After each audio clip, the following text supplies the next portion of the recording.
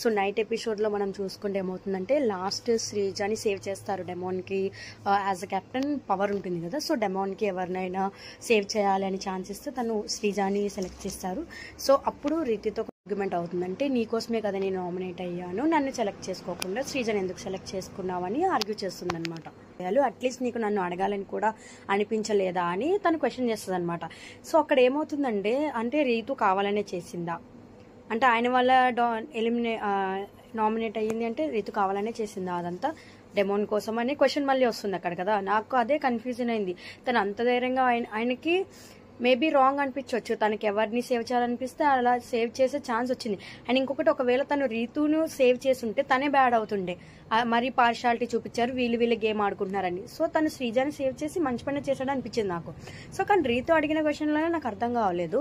నేను నీ కోసం చేస్తే నువ్వు నన్ను సేవ్ చేయకుండా తనని ఎలా సేవ్ చేస్తావని అడుగుతుంది. అంటే తను కావాలనే చేసింది. అందరు కలిపి శ్రీజాని నామినేట్ చేస్తారు. సో అది అందరు ఒపీనియన్ ఇమ్ము చెప్తారు. కానీ అక్కడ వాళ్ళు చెప్పేది ఏంటంటే అన్నెసెసరీగా టాపిక్ ని డ్రాగ్ చేస్తావు, దాన్ని హై చేస్తావు అని వాళ్ళు చెప్తారు. కానీ తనకేమవుతుందంటే అర్థమవుతుంది నేను స్టాండ్ తీసుకోవడం తప్పైపోయిందని తనకు అర్థమవుతుంది. తను ఏడ్ చేస్తుంది అనమాట.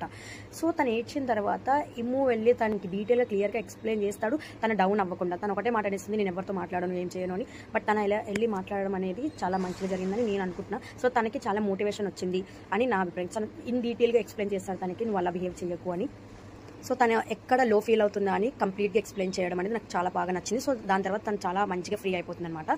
సో ఇదంతా పక్కన పెడితే నామినేషన్లో అండ్ కామెడీ విషయానికి వస్తే నేను ఒక స్కిట్ చేస్తారు ఇమ్ము, తనుజ అండ్ సుమన్ శెట్టి గారు, చాలా మంచిగా అనిపించింది. సో మొత్తం లైక్ షోలో వాళ్ళు అలా కామెడీ చేయకపోతే నిజంగా మనకి బోర్ కొట్టేస్తుంది. ఎందుకంటే ఇమ్ము ఉన్న ప్రతి ప్లేస్లో మనకి నవ్వడానికి అనేది చాలా ఛాన్స్ దొరుకుతుంది అనమాట. సో అలానే మెయింటైన్ చేస్తే మనం అందరం చాలా ఎంజాయ్ చేయొచ్చు.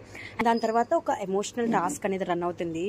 లైక్ ఏంటంటే ఇంట్లో నుంచి వాళ్ళకి ఒక వాయిస్ నోట్ కానీ, వీడియో కానీ, ఆర్ లెటర్ కానీ, సంథింగ్ లైక్ ఫోటో కానీ వచ్చే ఛాన్సెస్ ఉంటాయి అనమాట. బట్ అది బజర్ బేసిస్ మీద ఉంటుంది. ఎవరైతే ఫస్ట్ బజర్ ప్రెస్ చేస్తారో వాళ్ళకి ఛాన్స్ వస్తుంది, ఆర్ వాళ్ళు బజర్ ప్రెస్ చేసి వేరే వాళ్ళకి కూడా ఛాన్స్ ఇవ్వచ్చు అనమాట. సో ఇమాన్యుల్ గారు ఫస్ట్ బజర్ ప్రెస్ చేస్తారు, ఆయన లోపలికి వెళ్తారు. సో వాళ్ళకి అనేవి కొన్ని పాయింట్స్ అనేవి కేటగిరీ చేస్తుంటాయి అనమాట.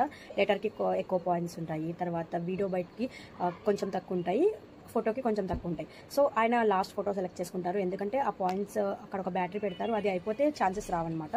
సో వచ్చేసి అందరికీ ఛాన్స్ రావాలని తన ఫోటో సెలెక్ట్ చేసుకుంటారు. హౌస్ అంతా ఎమోషనల్ అయిపోతుంది, ఎందుకంటే 2 weeks ఆల్మోస్ట్ 3rd week వచ్చిన తర్వాత ఒక వాయిస్ కూడా వినలేదు ఎవరిని. వినడం అంటే ఆల్మోస్ట్ అందరికీ చాలా ఎమోషనల్గా ఉంటుంది. సో అందరు చాలా ఎమోషనల్ ఫీల్ అవుతారు. సో ఆ బ్యాటరీ తగ్గిపోయే వరకు అందరికీ ఛాన్స్ రావాలని సో 25 points ఉన్నది సెలెక్ట్ చేసుకుంటారు అనమాట. సో మనం ఈరోజు ఎపిసోడ్లో చూడాలి నెక్స్ట్ ఎవరు బజర్ ప్రెస్ చేస్తారు.